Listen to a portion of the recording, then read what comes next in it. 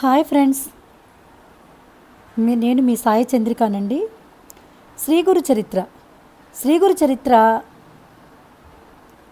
గురుభక్తులకు దత్తభక్తులకు అమృతము వంటిది. ఈ శ్రీ గురు చరిత్ర పారాయణ మనము ప్రతిరోజు నిత్యపారాయణ చేసుకోవచ్చు.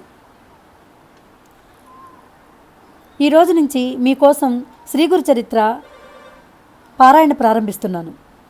అధ్యాయం 1. శ్రీ గణేశాయ నమః, శ్రీ సరస్వత్యై నమః, శ్రీ గురుభ్యో నమః, శ్రీ కులదేవతాయై నమః, శ్రీ శ్రీపాద శ్రీవల్లభ శ్రీ నృసింహ సరస్వతి దత్తాత్రేయ గురుభ్యో నమః.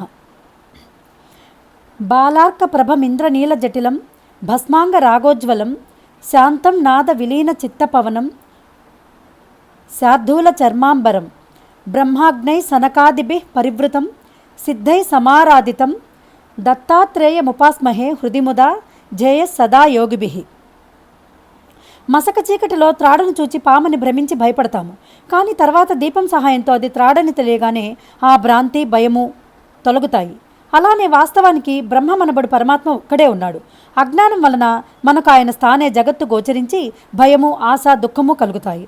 ఆత్మజ్ఞానమనే వెలుగు సహాయంతో పరమాత్మను తెలుసుకున్న క్షణంలోనే దుఃఖరహితము ఆనందమయము అయిన బ్రహ్మమే సత్యమని అనుభవం అవుతుంది. అప్పుడు భయానికి దుఃఖానికి కారణమైన జగత్తున్నదనే భ్రాంతి తొలగుతుంది. అంటే ఈ జగత్తు మిథ్య అని తేలిపోతుంది. సర్వత్రా నిండి ఉన్న బ్రహ్మమే గురువు యొక్క నిజతత్వం.